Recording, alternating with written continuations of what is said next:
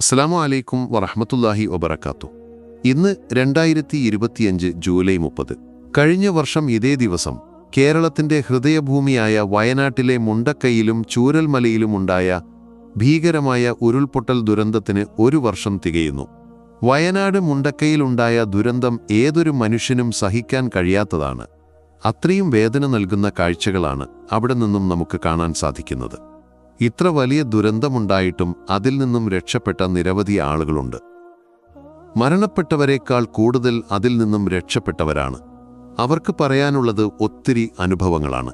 അവർ രക്ഷപ്പെട്ട സമയത്തുണ്ടായ അവരുടെ ആ അനുഭവങ്ങൾ. അത്തരത്തിലൊരു ഹൈന്ദവ സഹോദരിയുടെ കുറിപ്പാണ് ഇപ്പോൾ സോഷ്യൽ മീഡിയയിൽ വൈറലായി മാറിക്കൊണ്ടിരിക്കുന്നത്. ആ സഹോദരിയുടെ വാക്കുകൾ ഇങ്ങനെയായിരുന്നു: പുറത്തെന്തോ ഭയങ്കര ശബ്ദം കേട്ടാണ് ഞെട്ടിയുണർന്നത്. ശ്രദ്ധിച്ചപ്പോൾ അടുത്ത പള്ളിയിൽ നിന്നും ബാങ്ക് വിളിക്കുകയാണ്. പക്ഷേ പുലർച്ചയ്ക്കുള്ള ബാങ്കിന്റെ സമയമായിട്ടില്ലല്ലോ. മാത്രമല്ല, കുറേ ആളുകൾ ഒന്നിച്ചാണ് ബാങ്ക് വിളിക്കുന്നത്. ഇടയ്ക്ക് വിളിച്ചു പറയുന്നത് കേട്ടു: ഉരുൾപൊട്ടിയിട്ടുണ്ട്, എല്ലാവരും സുരക്ഷിത സ്ഥാനത്തേക്ക് മാറണം. കേട്ട പാതി തൊട്ടിലിൽ കിടക്കുന്ന കുഞ്ഞിനെ വാരിയെടുത്ത് മറ്റുള്ളവരെയും വലിച്ചെഴുന്നേൽപ്പിച്ചു പുറത്തിറങ്ങി. അപ്പോഴേക്കും മുറ്റത്ത് വെള്ളം നിറഞ്ഞിരുന്നു. അപ്പോഴും പള്ളിയിൽ നിന്ന് കൂട്ടബാങ്ക് നിർത്തിയിട്ടില്ലായിരുന്നു. പുറത്തിറങ്ങിയ ഞാൻ ചുറ്റും നോക്കി. കൂരിരുട്ടാണ്. ഈ പൈതങ്ങളെയും കൊണ്ട് ആ സമയത്ത് ഞാൻ എവിടെ പോകും? ദൈവമേ!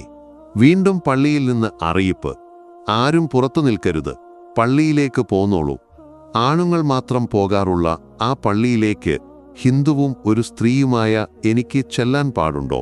പേടിച്ച് തൊണ്ടവരണ്ടിരിക്കുമ്പോൾ പള്ളിയുടെ ഭാഗത്തുനിന്ന് ആരൊക്കെയോ ടോർച്ചുമായി ഞങ്ങളുടെ അടുത്തേക്ക് വന്നു. ചേച്ചി, ഈ കുട്ടികളെക്കൊണ്ട് ഇവിടെ നിൽക്കണ്ട, പള്ളിക്ക് പോരൂ എന്നു പറഞ്ഞു. അപ്പോഴാണ് സന്തോഷം വരുമ്പോൾ കണ്ണീര് വരുന്നത് ഞാൻ ശരിക്കും അനുഭവിച്ചത്. ചെന്നപ്പോൾ ആ പരിസരത്തുള്ള നാനാജാതി മതക്കാരും അവിടെയുണ്ടായിരുന്നു. നേരം പുലർന്നു. പള്ളിയുടെ ജനവാതിലൂടെ പുറത്തേക്ക് നോക്കിയപ്പോൾ ഞങ്ങളുടെ വീടുകളുടെ മേൽ നിൽക്കൂര മാത്രമേ കാണുന്നുണ്ടായിരുന്നുള്ളൂ. പള്ളിയിലെ ഫാനിന്റെ ഹുക്കിൽ പഴയ സാരി കൊണ്ട് കെട്ടിയ തൊട്ടിലിൽ മോളെ ആട്ടിയുറക്കുമ്പോൾ ഒരു പഴയ സംഭവം ഓർമ്മ വരികയാണ്. എന്റെ ഭർത്താവിന്റെ അനിയൻ ഹരി ഒരു ദിവസം വീട്ടിൽ വന്നു. കൂടെ മൊയ്തീനുമുണ്ട്. ഒരു പേപ്പർ നീട്ടി എന്നോട് പറഞ്ഞു: ഏട്ടത്തി, ഇതിലൊരു ഒപ്പിട്ടു തരണം. എന്താണെന്ന് ചോദിച്ചു ഞാൻ. അത് വാങ്ങിയപ്പോഴേക്കും എന്റെ മോൻ അത് വായിച്ചിട്ട് പറഞ്ഞു: അമ്മേ, ഇതിലൊപ്പിടണ്ട, മാമനും മൊയ്തീൻ കാക്കും ഭ്രാന്താണ്. അത് പറഞ്ഞപ്പോൾ മൊയ്തീൻ പറഞ്ഞു: നിങ്ങൾക്ക് ഒരു കുഴപ്പവും ഉണ്ടാവില്ല. ആ എഴുത്ത് ഞാനൊന്ന് വായിച്ചു നോക്കി. അത് കളക്ടർക്കുള്ള ഒരു പരാതിയായിരുന്നു. അതിങ്ങനെ: സാർ, ഞങ്ങളുടെ അടുത്ത പറമ്പിൽ നിർമ്മാണം നടന്നുകൊണ്ടിരിക്കുന്ന കെട്ടിടം ഒരു മുസ്ലിം പള്ളിയാണെന്ന് അറിഞ്ഞു. നിർമ്മാണം പൂർത്തിയായാൽ അവിടെ ഉപയോഗിക്കുന്ന ഉച്ചഭാഷിണി ഞങ്ങളുടെ കുട്ടികളുടെ പഠനത്തിന് പ്രയാസം സൃഷ്ടിക്കുമെന്നതിനാൽ പ്രസ്തുത നിർമ്മാണം തടയണമെന്ന് അപേക്ഷിക്കുന്നു. ആ കടലാസ് അവിടെ കീറിയിട്ട് ഞാൻ അവരോട് ചോദിച്ചു: കുടിക്കാൻ എന്തെങ്കിലും വേണോ? നിങ്ങൾ അനുഭവിക്കും എന്നും പറഞ്ഞ് അവർ പോയി. ആ വാക്ക് ശരിയായിരുന്നു. ആ പള്ളിയിൽ എന്തൊരു പരിപാടി നടന്നാലും അതിലൊരു പങ്ക് എന്റെ മക്കളുടെ കൈകളിൽ എത്താതിരുന്നിട്ടില്ല. അത് ഞാൻ അനുഭവിക്കുന്നുണ്ട്. ഇന്നിതാ ആ മിനാരത്തിലെ കോളാമ്പി ഞങ്ങളുടെ ജീവൻ രക്ഷിച്ചിരിക്കുന്നു. എന്നാലും ഞാൻ ആലോചിക്കുന്നത് അന്നത്തെ ആ സംഭവമാണ്. ഹരിയെ എല്ലാവർക്കും അറിയാം. അവനിപ്പോൾ ആ പഴയ ഹരിയല്ല. എന്നാൽ ഈ മൊയ്തീൻ എന്തിനാ? ഈ ലോകത്ത് ഏറ്റവും വലിയ ഒരു പ്രശ്നം തെറ്റിദ്ധാരണയാണ്. ആരെങ്കിലും പറയുന്നത് കേട്ട് ഒന്നും വിശ്വസിച്ചു പോകരുത്. സത്യം അന്വേഷിച്ചു മനസ്സിലാക്കണം. കവളപ്പാറ ഉരുൾപൊട്ടലിൽ മരിച്ചുപോയവരുടെ പോസ്റ്റ്മോർട്ടം നടത്തിയത് ഒരു പള്ളിയിൽ വെച്ച്. ഈ അടുത്ത കാലത്ത് വയനാട് കുന്നംപറ്റയിൽ മരിച്ച സന്തോഷിന്റെ മൃതദേഹം പൊതുദർശനത്തിന് വെച്ചത് പള്ളിയിൽ. പാവപ്പെട്ട ഒരു അമുസ്ലിം പെൺകുട്ടിയുടെ വിവാഹം നടത്തിക്കൊടുത്തത് ചേരമാൻ പള്ളിയിൽ വെച്ച്. മഹാപ്രളയകാലം ആളുകൾ ഉറങ്ങിയത് പള്ളിയിലും അമ്പലത്തിലും ചർച്ചിലും സ്കൂളിലും മദ്രസയിലും. ഇങ്ങനെ പള്ളികൾക്കും അമ്പലങ്ങൾക്കുമൊക്കെ ഒരുപാട് നന്മയുടെ കഥകൾ പറയാനുണ്ടാകും. നാം ഒരു അപകടത്തിൽപ്പെട്ടാൽ സഹായിക്കുന്നവർ ആരെന്നോ അവസാനം ഒരു തുള്ളി വെള്ളം തരുന്നവർ ആരെന്നോ പ്രവചിക്കാൻ കഴിയാത്തിടത്തോളം കാലം ഒരു തരം വർഗീയതയ്ക്കും ഒരു വിലയും പ്രസക്തിയും നമ്മുടെ നാട്ടിലില്ല. ഇതായിരുന്നു ആ സഹോദരി പങ്കുവച്ച കുറിപ്പ്. നിമിഷനേരങ്ങൾ കൊണ്ടുതന്നെ സോഷ്യൽ മീഡിയ ഒന്നാകെ ഇത് ഏറ്റെടുക്കുകയുണ്ടായി.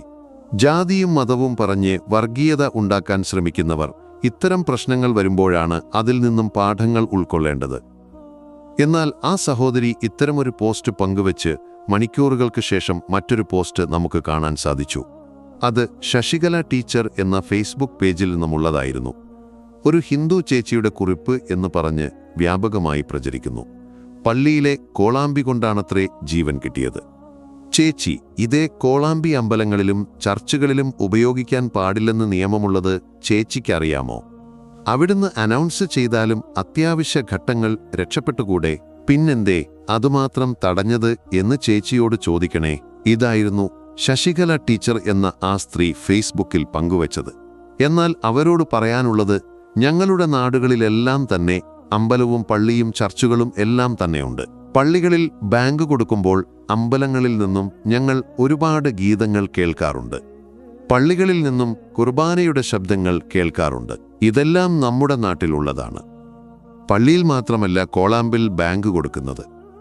ഞങ്ങളെ അടുത്തുള്ള അമ്പലങ്ങളിൽ എല്ലാം തന്നെ രാവിലെ സമയങ്ങളിൽ പലതരത്തിലുള്ള ഗീതങ്ങളും നാമങ്ങളും ഞങ്ങൾ കേൾക്കാറുണ്ട്. കൗസല്യ സുപ്രഭാത തുടങ്ങുന്ന ഒരു വരി നമ്മുടെ മനസ്സിലെല്ലാം തന്നെ ഉള്ളതാണ്. നമുക്കറിയാം, ബഹുമാനപ്പെട്ട കബീർ ബാക്കവി ഉസ്താദ് ഒരു സമയത്ത് ഒരു വേദിയിൽ വെച്ച് ഇത് പറയുകയുണ്ടായി. അപ്പോൾ ആ ഉസ്താദ് പറഞ്ഞത്, ഞങ്ങളുടെ അടുത്തുള്ള ഹൈന്ദവ വീട്ടിൽ ഇത് പാരായണം ചെയ്യുന്നത് കേട്ടുകൊണ്ടാണ് ഞങ്ങൾ പഠിച്ചത് എന്ന്. ഇത്തരത്തിൽ ഞങ്ങൾ അമ്പലങ്ങളിൽ നിന്നും രാമരാമ പാടുന്നത് എല്ലാം തന്നെ ഞങ്ങൾ കേൾക്കാറുണ്ട്. ഇതെല്ലാം സാധാരണ നമ്മുടെ നാട്ടിൽ ഉള്ളതാണ്. അതിപ്പോൾ പള്ളിയിലെ കോളാമ്പി മാത്രമല്ല, അമ്പലങ്ങളിലും ഞങ്ങൾ കേൾക്കാറുണ്ട്, ചർച്ചിലും ഞങ്ങൾ കേൾക്കാറുണ്ട്. അത് ഇനിയും കേൾക്കുക തന്നെ ചെയ്യും. കാരണം ഇവിടെ നാനാ മതസ്ഥർക്കും അവരുടെ വിശ്വാസം വെച്ച് ജീവിക്കാൻ ഭരണഘടന അനുവദിക്കുന്ന കാലത്തോളം എല്ലാ മതക്കാരും അവരുടെ വിശ്വാസങ്ങളായി മുന്നോട്ടു പോകും. അതിൽ നാം ഒരിക്കലും വർഗീയത കാണേണ്ടതില്ല. ഇത്തരത്തിൽ ആ സഹോദരിയുടെ ജീവൻ രക്ഷിച്ചത് ആ പള്ളിയിലെ കോളാമ്പിയാണെന്ന് ആ സഹോദരി സന്തോഷത്തോടെ നമ്മോട് പറയുമ്പോൾ അതിൽ നാം സന്തോഷം കണ്ടെത്തുകയും മറ്റു മതസ്ഥരെ ആദരിക്കാനും ബഹുമാനിക്കാനും പഠിക്കുക എന്നുള്ളതാണ് നാം ഇതിൽ നിന്നും മനസ്സിലാക്കിയെടുക്കേണ്ടത്.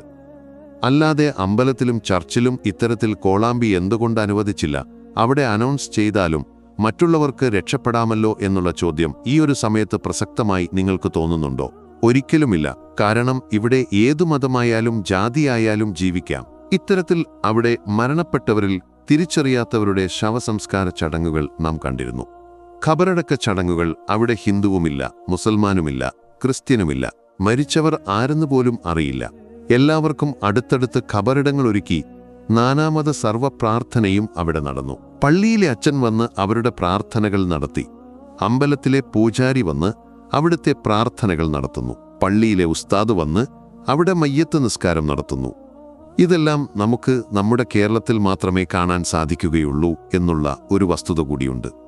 അതെ, അവിടെ മരണമടഞ്ഞവർ ആരെന്നുപോലും അറിയാത്തവർ, ഉറ്റവരും ഉടയവരുമില്ലാതെ, ആരെന്നുപോലും അറിയാതെ ഇന്ന് അവിടെയുള്ള ഒരു 64 ഏക്കറിൽ അവർ ഉറങ്ങുകയാണ്. തൊട്ടടുത്ത് ഹിന്ദുവാണോ ക്രിസ്ത്യനാണോ മുസൽമാനാണോ കിടക്കുന്നത് എന്നുപോലും അറിയാതെ അവർ ഇന്ന് ആ മണ്ണിൽ അന്തിയുറങ്ങുകയാണ്. അവരുടെ പേരില്ല, നാമങ്ങളില്ല. വെറും അവിടെ സർവേ കല്ലുകൾ പോലെ സ്ഥാപിച്ച് അതിലൊരു നമ്പർ മാത്രമാണ് ഇന്ന് അവരുടെ അടയാളമായിട്ടുള്ളത്. ഇത്തരത്തിൽ വലിയ ഒരു ദുരന്തം നടന്നു കഴിഞ്ഞതിനു ശേഷം അവരുടെയെല്ലാം ശരീരഭാഗങ്ങൾ ഒരു പുഴയിലേക്ക് ഒഴുകിപ്പോയപ്പോൾ ആ പുഴയിൽ നിന്നും ലഭിച്ചത് കൈയും കാലും തലയുമെല്ലാം വേർപെട്ട ശരീരഭാഗങ്ങളായിരുന്നു. അതിൽ മുസൽമാന്റെ കൈ ഏതാണ്, ഹിന്ദുവിന്റെ കൈ ഏതാണ്, ക്രിസ്ത്യാനിയുടെ കൈ ഏതാണ് എന്ന് ആരും നോക്കാൻ പോയിട്ടില്ല. എല്ലാം മനുഷ്യനായി കണക്കാക്കിയിട്ടുള്ളൂ. ഇത്തരം അപകട സാഹചര്യങ്ങൾ വരുമ്പോഴെങ്കിലും നാം വർഗീയത മറന്ന് മനുഷ്യനെ ചേർത്ത് പിടിക്കാനായി ശ്രമിക്കണം. ആ ഹൈന്ദവ സഹോദരിയുടെ അനുഭവം നമുക്കെല്ലാം സന്തോഷം നൽകുന്നതാണ്. അതെ, ഇത്തരത്തിൽ നാം കണ്ടതാണ്. അവിടുത്തെ മുസ്ലിം പള്ളിയിലാണ് പോസ്റ്റ്മോർട്ടം എല്ലാം നടന്നിരുന്നത്. മാത്രമല്ല, താൽക്കാലിക ആശുപത്രികൾ ഒരുക്കാനും പള്ളികളും അതുപോലെ മദ്രസകളും വിട്ടു നൽകിയെന്ന് നമ്മുടെ ആരോഗ്യമന്ത്രി വീണ ജോർജിന്റെ ഫേസ്ബുക്ക് പോസ്റ്റും നമുക്ക് കാണാൻ സാധിച്ചിരുന്നു. അതെ, അത് അമ്പലമായാലും പള്ളിയായാലും അത്തരത്തിൽ ചർച്ചയായാലും ഇത്തരം അപകടം വരുമ്പോൾ അവരെല്ലാം തന്നെ അത് വിട്ടു നൽകാറുണ്ട്. ഇത് നമ്മുടെ നാടിന്റെ മാത്രം പ്രത്യേകതയാണ്. അല്ലാഹു സുബ്ഹാനഹു വ തആല നാം മനുഷ്യർക്കിടയിൽ എന്നും ഐക്യവും സ്നേഹവും നിലനിർത്തി തരട്ടെ. ഇത്തരം അപകടങ്ങളെ തൊട്ട് ദുരന്തങ്ങളെ തൊട്ട് നാം എല്ലാവരെയും കാത്തുരക്ഷിക്കുമാറാകട്ടെ. ആമീൻ. ഈ വീഡിയോ നിങ്ങളിലേക്ക് എത്താൻ കാരണമായവർക്ക് വേണ്ടി പ്രത്യേകം ദുആ ചെയ്യണം എന്ന് ഓർപ്പെടുത്തി ഇൻഷാ അല്ലാഹ് മറ്റൊരു വീഡിയോയുമായി നമുക്ക് പിന്നീട് കാണാം. ദോവസിയത്തോടെ അസ്സലാമു അലൈക്കും വറഹ്മത്തുള്ളാഹി തആല വബറകാതുഹു.